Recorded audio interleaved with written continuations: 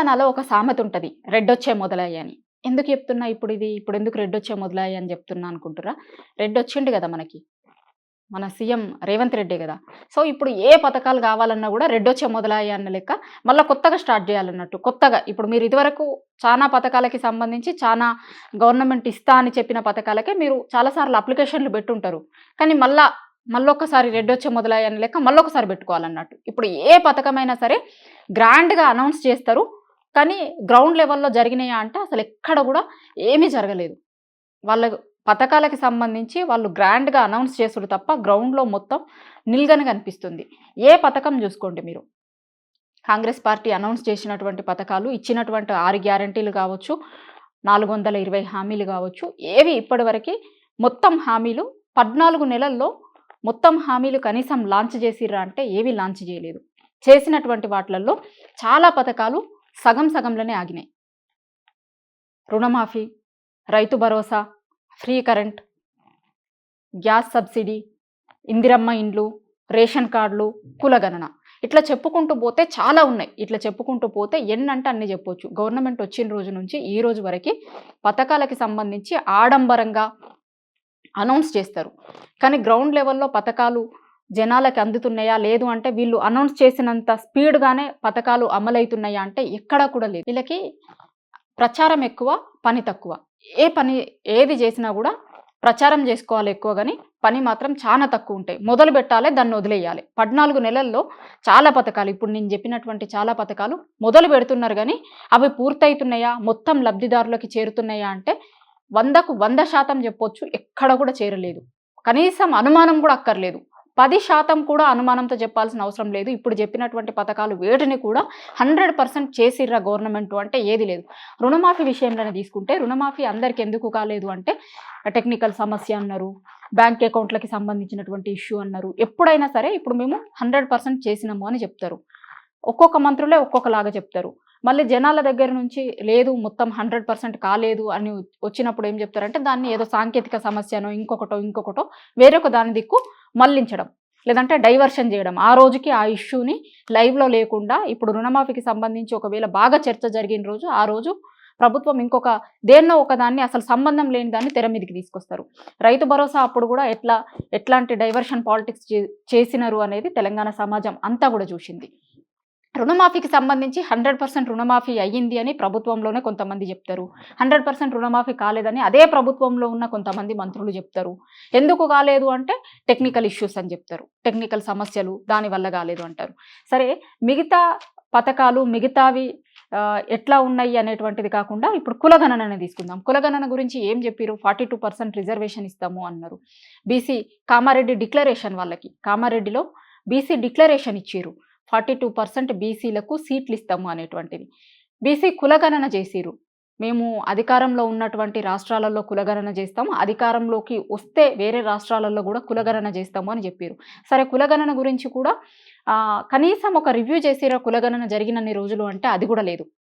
ఆ ఎన్యూమరేటర్లు కరెక్ట్‌గా పోయి తీసుకొస్తున్నారా? అందరూ ఇన్ఫర్మేషన్ ఇస్తున్నారా? ఇవ్వట్లేదా? అనేటువంటిది కూడా ఎక్కడ ఎప్పుడు రివ్యూ చేసినటువంటి దాఖలాలైతే మనకు కనిపించలేదు. దాని తర్వాత ఆ కులగణనకి పోయినటువంటి వాళ్ళకి కూడా ఇచ్చినటువంటి క్వెషన్స్‌కి వాళ్ళకి అందబోయేటువంటి సంక్షేమ పథకాలకు సంబంధం లేదు అని చెప్పడంలో కూడా గవర్నమెంట్ ఫెయిల్ అయింది. చాలా మందికి మనం చాలా సార్లు ఆ కులగణన జరిగినన్ని రోజులు వీడియోలు చూసినాం గదా! వీళ్ళు ఎన్యూమరేటర్లు వాళ్ళ ఇళ్ళలోకి పోతే చాలా మంది వాళ్ళ పర్సనల్ డీటెయిల్స్ చెప్పడానికి ఇష్టపడలేదు. ఎందుకు అంటే ఇవి రేపు పొద్దున గవర్నమెంట్ పెట్టబోయే సంక్షేమ పథకాలకు మాకేమన్నా ఇబ్బంది అవుద్దేమో, ఇప్పుడు మా పర్సనల్ డీటెయిల్స్ ఇస్తే కనుక వాటికి ఒకవేళ ఏదన్నా ఇబ్బంది అయితదేమో అనే దాంతో చాలా మంది ఆ డీటెయిల్స్ చెప్పలేదు. గవర్నమెంట్ అక్కడ కూడా ఫెయిల్ అయింది. ఇప్పుడు మీరు ఇచ్చేటువంటి డాటాకి సంక్షేమ పథకాలకు ఎట్లాంటి ఇబ్బంది ఉండదు అని చెప్పడంలో కూడా గవర్నమెంట్ ఫెయిల్ అయింది. సో దాంతోని అసలు హైదరాబాద్‌లో కావచ్చు, మిగతా అంటే పాత జిల్లాల ప్రకారమే చూసుకుంటే పాత 10 జిల్లాలలో కావచ్చు చాలా చోట్ల కులగణనకి సంబంధించి చాలా మంది ఇన్ఫర్మేషన్ ఇవ్వలేదు. అంతెందుకు అసలు గవర్నమెంట్ చెప్పినటువంటి లెక్కలలోనే 3% మెంబర్స్ కులగణనలో పాల్గొనలేదు అని చెప్పిర్రు. అంటే కులగణనను మేము దేనికోసం చేస్తున్నాము అని చెప్పడంలో గవర్నమెంట్ నిజంగా ఫెయిల్ అయింది. దాని ఫలితంగా ఏమైంది? అసలు కులగణన చేసినటువంటి లెక్కలు కరెక్టా కాదా అనేటువంటి విషయం ప్రభుత్వమే చెప్పాలి. ఎందుకంటే 50%కు పైగా ఉన్నటువంటి తమ సంఖ్యను తగ్గించి చూపించే ప్రయత్నం చేసింది అని బీసీలు ఏ రోజుకు ఆ రోజు చెప్తూనే ఉన్నారు, మాట్లాడుతూనే ఉన్నారు. బీసీ సంఘాలందరూ కూడా దీని మీద చాలా ఎంత పెద్ద ఎత్తున ఆగ్రహం వ్యక్తం చేస్తుర్రు అనేటువంటిది మనం చూసినాం. చూసిన తర్వాత జరిగినటువంటి అన్నీ చూసిన తర్వాత ప్రభుత్వం ఏం చేసింది, దాన్ని ఇంకా పార్లమెంటుకి నెట్టేసింది. దీన్ని సేఫ్‌గా వేరే దానికి నెట్టేసి ఒకవేళ 42% రిజర్వేషన్ ఇయ్యాలంటే ఇట్లా అనుకున్నాం మేము, కానీ ఇట్లా అవుతుంది అనేటువంటిది మేము చేయలేదు, చెప్పలేదు అని. దాని తర్వాత రీసర్వే అన్నారు. రీసర్వేలో కూడా రిపిటేషన్స్ వస్తాయి అనేటువంటి అనుమానం చాలా మందికొచ్చింది. బీసీ సంఘాల నాయకులు చాలా మంది కూడా రీసర్వే చేస్తాము అంటున్నారు. రిపిటేషన్స్ గురించి పట్టించుకునే వాళ్ళు ఎవరున్నారు? అసలు రిపిటేషన్స్‌ని ఎట్లా సాల్వ్ చేస్తారు అనేటువంటి దానికి ప్రభుత్వం దగ్గర ఎట్లాంటి ఆన్సర్ లేదు. దాని తర్వాత ఒక 10 రోజుల టైం ఇచ్చి సర్వే చేయించుకోనోళ్ళు ఎవరైతే ఉన్నారో, ఆ సర్వే చేయించుకోనోళ్ళు సర్వేకి మీరు మళ్ళీ చేయించుకోవచ్చు. కొన్ని టోల్ ఫ్రీ నెంబర్లు ఇచ్చిర్రు. మీరు సర్వేకి అనుకూలంగా ఉంటే గనక దీనికి ఫోన్ చేస్తే వాళ్ళొచ్చి మీ దగ్గర మీ డీటెయిల్స్ తీసుకుంటారు అని. సరే, దానికి వాళ్ళు ఇచ్చినటువంటి టోల్ ఫ్రీ నెంబర్‌కో లేకపోతే గవర్నమెంట్‌కు ఎన్ని వినతులొచ్చినాయి మేము రీసర్వే చెయ్యండి అనేటువంటిది అని ఇప్పటివరకి ప్రభుత్వం బయట పెట్టలేదు ఏ లెక్కను కూడా. గిన్ని ఫిర్యాదులు, గింతమంది మేము రీసర్వే చేయించుకుంటాము అని మాకు వినతులొచ్చినాయి, విజ్ఞప్తులొచ్చినాయి, మేము చెయ్యబోతున్నాము అనేటువంటి దాన్ని కూడా ఈ రోజు వరకు ఎక్కడ ప్రభుత్వం బయట పెట్టలేదు. ఎందుకంటే పెద్ద గొప్పగా ఫోన్ కాల్స్ వచ్చినట్టు కనిపిస్తలేదు. ఎందుకంటే ఒకవేళ కనిపిస్తే గనక నిజంగా మేము మళ్ళీ చేస్తాము అన్నటువంటి రీసర్వేకి అసలు జనాల నుంచి అనూహ్యమైనటువంటి స్పందన వచ్చింది అని ఖచ్చితంగా బయట పెట్టేటోళ్ళు వీళ్ళు. బయట పెట్టలేదంటేనే వీళ్ళు అనుకున్నటువంటి స్థాయిలో రెస్పాన్స్ రాలేదు అనేటువంటి విషయం చాలా స్పష్టంగా అర్థమవుతుంది.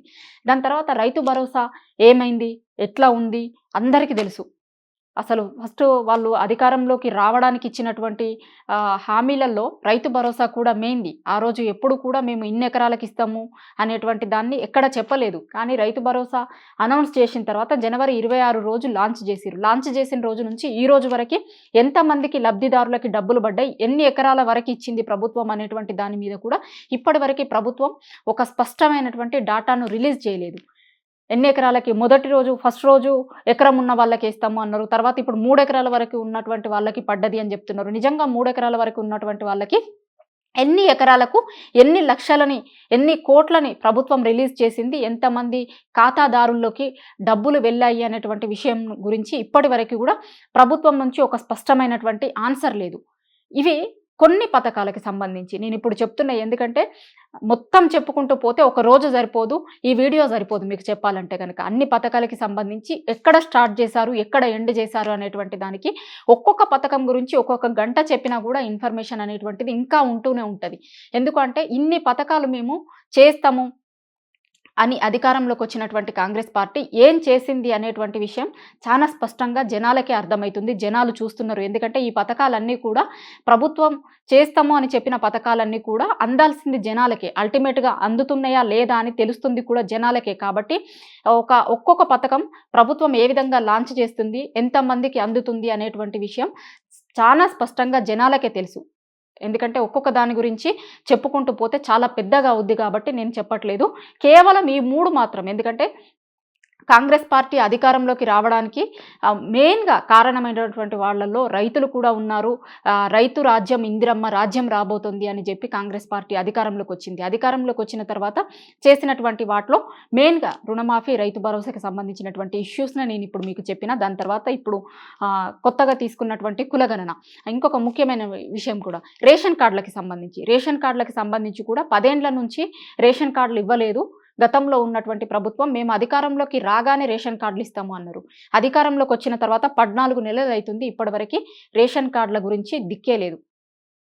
అధికారంలోకి రాగానే చేస్తాము అని చెప్పారు. అధికారంలోకి వచ్చి 14 నెలలు అయిన తర్వాత సరే పథకాన్ని ప్రారంభించారు. పథకాన్ని ప్రారంభించిన తర్వాత ఈ రోజు వరకు ఎంతమందికి రేషన్ కార్డులు ఇచ్చిర్రు, ఏంటి, ఎందుకు అది ఇంకా మొత్తం అందరికీ రేషన్ కార్డులు రాలేదు అనేటువంటి దానికి ప్రభుత్వం నుంచి స్పష్టమైనటువంటి సమాధానం అయితే ఏమీ కనిపించట్లేదు, అంటే వినిపించట్లేదు. చాలా చోట్ల చెప్తున్నటువంటిది ఎలక్షన్ కోడ్ ఉంది. సరే, ఎలక్షన్ కోడ్ లేనటువంటి జిల్లాలలో ఎందుకు రేషన్ కార్డుల పంపిణీ జరుగుతలేదు అంటే ప్రభుత్వం నుంచి నో ఆన్సర్. మీ సేవా కేంద్రాలలో అప్లై చేసుకోవాలన్నారు. అంతకుముందు కాంగ్రెస్ పార్టీ అధికారంలోకి వచ్చిన తర్వాత అభయహస్తం పథకాల అభయహస్తం కింద ఫామ్లు ఇచ్చినారు కదా, దాంట్లో అప్లై చేసుకోమన్నారు. దాంట్లో అప్లై చేసుకున్నారు. తర్వాత గ్రామ సభలు చేసిరు. గ్రామ సభలలో అప్లై చేసుకోమన్నారు, చేసుకున్నారు. దాని తర్వాత మిగతా 2-3 సందర్భాలలో కూడా మీకు కావాల్సినటువంటి వాళ్ళు ఎవరికైతే ఏవి కావాలో వాళ్ళు అప్లై చేసుకోవాలి అన్నారు. ఇప్పటికి 4-5 సార్లు అప్లై చేసుకున్నారు. ఇప్పుడు మళ్ళీ కొత్తగా మీ సేవకు ఇవ్వమంటున్నారు. మీ సేవలో చాలా చోట్ల అవ్వట్లేదు అనేటువంటిది చాలా మీ సేవ కేంద్రాల దగ్గరికి పోయినప్పుడు వాళ్ళు చెప్తున్నారు. ఇప్పుడు ఎలక్షన్స్ ఉన్నటువంటి జిల్లాలలో అయితే ఎన్నికల కోడ్ ఉంది కాబట్టి అక్కడ రేషన్ కార్డులకు సంబంధించింది ముందుకు పోతలేదు అని చెప్తున్నారు. సరే, ఎన్నికల కోడ్ లేనటువంటి జిల్లాలలో పరిస్థితి ఏంది అంటే ప్రభుత్వం దగ్గర ఆన్సర్ లేదు. ఇప్పి కొన్ని పథకాలకి సంబంధించినటువంటి ఇన్ఫర్మేషనే మీకు చెప్పడం జరిగింది. సో మొత్తంగా చూసుకున్నప్పుడు ఏంది అంటే కాంగ్రెస్ పార్టీ పథకాలకు చేసుకుంటున్నటువంటి ప్రచారం కూడా గ్రౌండ్ లెవెల్లో జరుగుతలేదు. ప్రచారం ఎక్కువ ఉంది కానీ పథకాల లాంచ్ అనేటువంటిది అస్సలు లేదు అనేటువంటి విషయం చాలా స్పష్టంగా అర్థమవుతుంది.